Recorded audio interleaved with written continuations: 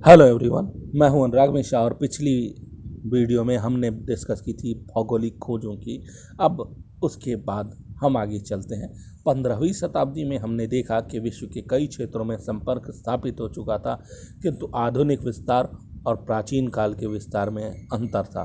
प्रथम, आधुनिक विस्तार अत्यधिक तीव्र गति से हुआ और उसका प्रभाव भी व्यापक और स्थायी हुआ, जबकि प्राचीन काल का प्रसार मंद और अस्थायी था। दूसरा, आधुनिक यूरोप के विस्तार में यूरोपवासी विश्व की विभिन्न संस्कृतियों के संपर्क में है, जबकि प्राचीन काल में इसका संपर्क रोमन साम्राज्य और मुसलमानों तक ही सीमित था। तीसरा, प्राचीन विस्तार केवल भूमध्य सागर के समीप के देशों तक ही सीमित रहा, जबकि आधुनिक विस्तार प्रशांत महासागर और अटलांटिक महासागर को पार कर गया। इस तरह से आधुनिक विस्तार अंतर्राष्ट्रीय साबित हुआ। अब महत्वपूर्ण बात यह है, जिसमें नवीन विचारों के काल का इतिहास प्रारंभ होता है, हम उसका विस्तार से विवेचन करेंगे। पहला कारण, आर्थिक कारण।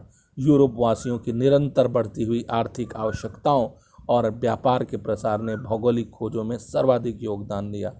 रोमन साम्राज्य के पतन के पश्चात अरबी व्यापारियों का यूरोप के व्यापारिक केंद्रों में के प्रति आकर्षण नहीं रहा, क्योंकि बर्बर जातियों के आक्रमण से कीमती वस्तुओं और विलास की सामग्रियों की मांग कम हो गई।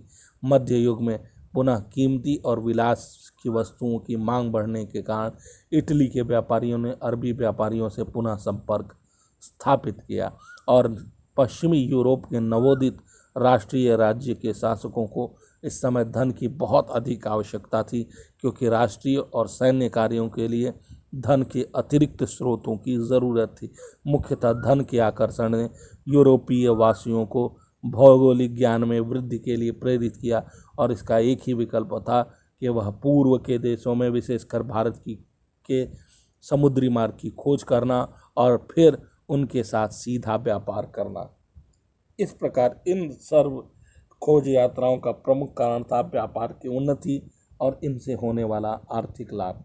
अब पहली यात्रा में वास्को डी गामा ने पाया कि काली मरीच का जो दाम कालीकट में था, वेनिस में उसी का 26 गुना ज़्यादा चल रहा था।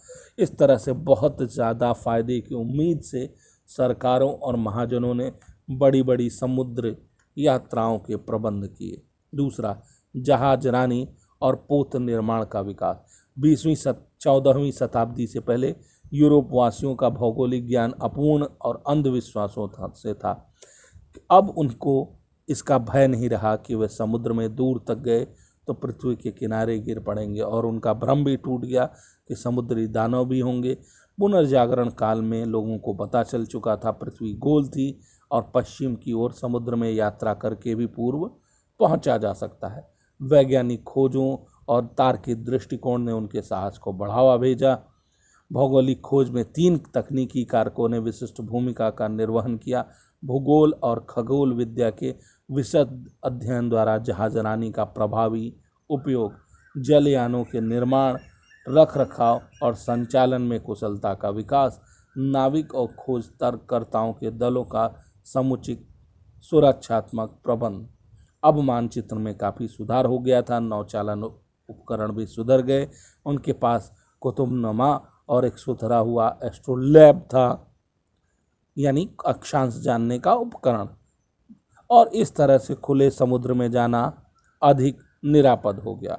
ईसाई धर्म प्रचारकों का प्रयास। ईसाई पादरी धर्म प्रचार करना चाहते थे, इससे विदेश यात्राओं को प्रोत्साहन मिला। मध्यकाल तक जब सारा यूरोप ईसाई धर्म अपना चुका, तो ईसाई पादरी इस प्रयत्न में लगे थे कि पूर्व दिशा में यूरोप से आगे बढ़कर एशिया के निवासियों में भी अपने धर्म का प्रचार करें। 13वीं शताब्दी में चंगेज खान ने मंगोल साम्राज्य की स्थापना की। उत्तराधिकारियों ने अधिक विस्तृत किया तो एशिया के एक बड़े भाग पर अधिकार कर उन्होंने यूरोप के कुछ देशों पर आक्रमण किए। ऐसी स्थिति में सारी पादरियों के मन में विचार हुआ कि मंगोल लोगों को ईसाई धर्म में दीक्षित कर लिया जाए। मार्को पोलो का विवरण। 13वीं शताब्दी में मार्को पोलो ने वेनिस से चीन तथा जापान तक की यात्रा की। चीन में मंगोल नेता कुबलई खां का शासन था। कुबलई खां के दरबार में मार्को पोलो का पर्याप्त सम्मान हुआ और वह कई साल चीनी शासक के महल में रहा। 24 वर्ष तक वेनिस में लौटने पर उसने अपनी यात्रा का वृत्तांत मार्को पोलो की यात्रा शीर्षक से प्रकाशित किया। पूर्वी देशों के महान वैभव का विस्तृत वर्णन किया। पूर्वी देशों में मिलने वाली चीनी, कपास, मसाले, सोना और रत्न आदि के विवरण ने यूरोपवासियों को आकर्षित किया और वह पूर्वी देशों के साथ सीधा संपर्क स्थापित करने के बारे में सोचने लगे। अब अगली महत्वपूर्ण बात आप और हम समझ सकते हैं कि इस तरह से समुद्री यात्राओं और भौगोलिक अन्वेषण के कार्य में कई यूरोपीय देशों ने भाग लिया, किंतु स्पेन और पुर्तगाल इस दिशा में अग्रणी रहे। इनके बारे में बात हम अगले वीडियो में करेंगे। वीडियो देखने के लिए धन्यवाद। कमेंट करना ना भूलें।